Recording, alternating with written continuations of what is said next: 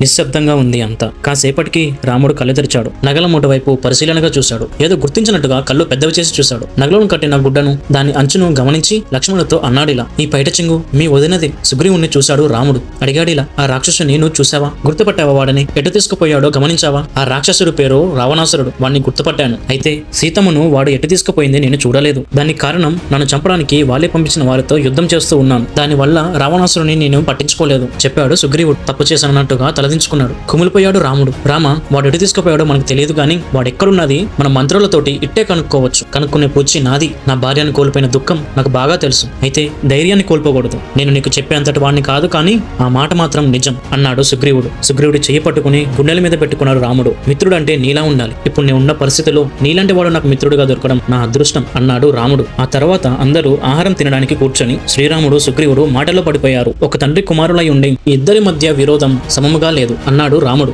దీని వెనుక కూడా ఇంకో కథ ఉంది రామ. నన్ను వాలిని చేరదీసిన వృక్షరజుడే మా తల్లి అంటారు కొందరు. మేమిద్దరం వృక్షరజునికే పుట్టామంటారు.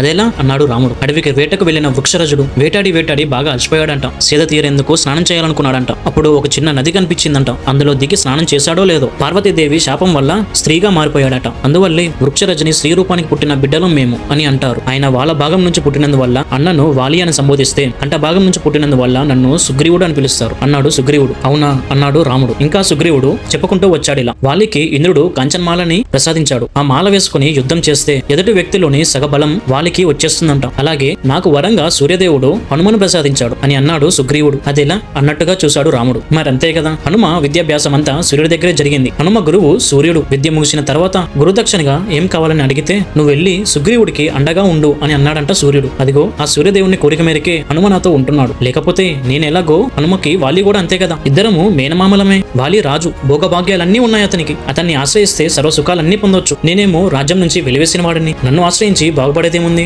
అని అన్నాడు సుగ్రీవుడు. ఒకసారిగా ఇది నిజమేనేమో అనిపించింది రాముడికి. హనుమ కోసం చూశాడు అతను. దూరంగా ఒక కొండపైన కూర్చొని వానర మిత్రులతో ముచ్చట్లాడుతున్నాడు హనుమ. నవ్వుతున్నాడు రామ. రామ, వాలి కంచనమాల కన్నా హనుమ 1000 రెట్లు బలం ఉన్నవాడు. ఎలా అంటావేమో. జుట్టు పట్టుకుని కట్టుబట్టలతో వాలి నన్ను బయట నిలబెడితే ఆ అవమాన సాగరానికి హనుమ అని గొప్ప ఓడ దొరకడంతో నా బ్రతుకు ఇలా గడిచిపోతుంది. భార్యను కోల్పోయిన దుఃఖాన్ని హనుమ మాటల వల్లే మర్చిపోగలుగుతున్నాను. హనుమనే లేకపోతే ఈ పరాజయాన్ని, రాజ్యం లేని ఈ దుఃఖాన్ని మర్చిపోలేను. హనుమ ఏ పనిలో అయినా ప్రధాని, శోక విధ్వంసనంలో ఆచార్యుడు, ధైర్యాన్ని బోధించడంలో మహాశక్తిదాయకుడు. ఇన్ని మాటలెందుకు? వాలిని చిటికలో చంపగలడు హనుమ. కాకపోతే అతని బలం అతనికి తెలియదు. పైగా మేనమామ మీద చేసుకోవడం అతనికి ఇష్టం లేదు. ఈ సంగతి తెలిసి వాలి కూడా నన్ను చంపుతానని బెదిరిస్తున్నాడే కానీ చంపడానికి సిద్ధంగా లేడు. నన్ను వాలి చంపితే హనుమ చేతిలో వాలి మరణం ఖాయం. అర్థమైంది అన్నాడు రాముడు. కళ్ళు మూసుకున్నాడు. అది గమనించాడు సుగ్రీవుడు. మిత్రమా, వెళ్లి కాసేపు విశ్రాంతి తీసుకో, మళ్ళీ మాట్లాడుకుందాం అన్నాడు సుగ్రీవుడు. అక్కడి నుంచి వెళ్లిపోయాడు రాముడు. కళ్ళు మూసుకుని ధ్యానంలో ఉండగా అతని వెనకాల ధనుర్ధనుడై లక్ష్మణుడు కాపలా కాస్తున్నాడు. అప్పుడే వాళ్ళ వైపుగా చూశాడు హనుమ. మిత్రులతో ముచ్చట్లో కట్టుబెట్టాడు. ఎవరో తోచినట్టుగా కొండ మీద నుంచి కిందకు దూకాడు. రాముడు దగ్గరికి వెళ్ళాడు. ఇదే సరైన సమయం, ఒకరికొకరు తెలుసుకోవాల్సిన సమయం ఇదే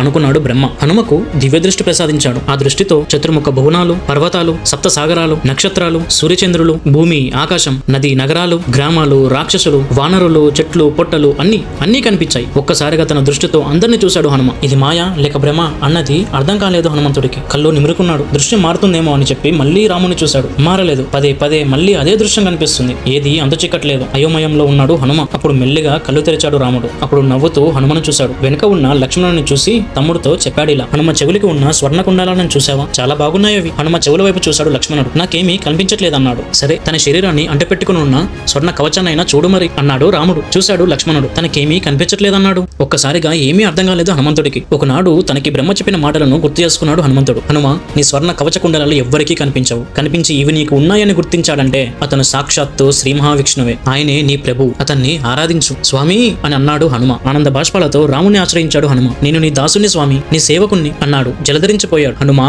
అన్నాడు రాముడు. అతని భుజం తట్టాడు రాముడు. కుదుటపడ్డాడు హనుమ. మళ్ళీ యథాస్థితికి చేరుకున్నారు. తన జననం మరియు హనుమ గురించి చెప్పాడే తప్ప రాముని బలం గురించి తెలుసుకోలేకపోయాడు. తెలుసుకోవాలవి, లేకపోతే వాలితో వైరం క్షేమం కాదు అనుకున్నాడు సుగ్రీవుడు. అటుగా చూశాడు. రాముని దగ్గర హనుమ ఉండడం గమనించాడు. వాళ్ళందరి దగ్గరకు చేరుకున్నాడు సుగ్రీవుడు. ఈ వానరముఖ నిన్ను నిద్రపోనివ్వదు అని అన్నాడు నవ్వుతూ. అప్పటికి జాంబవంతుడితో సహా అందరూ అక్కడ చేరుకున్నారు. సుగ్రీవుడి మనసులో మాట గ్రహించినట్టుగా చెప్పాడు ఇలా రాముడు. సీతాన్వేషణ నీ బాధ్యత అయితే నీ అన్న వాలి సంహరణ నా బాధ్యత. నేను అబద్ధాలు ఆడను, ఇచ్చిన మాట తప్పను అన్నాడు రాముడు. ఆ మాటకు అక్కడ ఉన్న వానరులంతా సంతోషించారు. వాలి భయం నన్ను ఎంతగానో పీడిస్తున్నది. నువ్వు ఆ భయాన్ని పోగొట్టాలి. రామ బాణానికి తిరుగులేదు. ఒకే ఒక్క బాణంతో వాలిని నేల కురుస్తాం. నా మాట నమ్ము, ధైర్యంగా ఉండు చెప్పాడు రాముడు. అదే అదనుగా వాలి బలం గురించి చెప్పి అతని బలాన్ని అంచనా వేయాలి అని అన్నాడు సుగ్రీవుడు. చెప్పాడు ఇలా, రామ, వాలి బలం గురించి చెప్తున్నాను. వాలి సూర్యోదయానికి ముందే నిద్రలేస్తాడు. లేచి సూర్యోదయం కాకముందే 4 సముద్రాల్లో స్నానం చేసి సంధ్యావందనం చేస్తాడు. తరువాత పెద్ద పెద్ద పర్వతాల మీదకు చేరి అక్కడ ఉన్న కుండరాలను బంతులుగా చేసి తన చేతులతో సాధన చేస్తాడు. ఆ తర్వాత అరణ్యాలలో పెద్ద పెద్ద చెట్టును విరిచి తన బలాన్ని అంచనా వేసుకుంటాడు. ఇవి అన్ని అనవసరం. నీకో సంగతి తెలుసా? 1000 ఏనుగుల బలం ఉన్న దుందుబిని చంపింది ఎవరో తెలుసా? వాలియే చంపాడు. నిజం స్వామి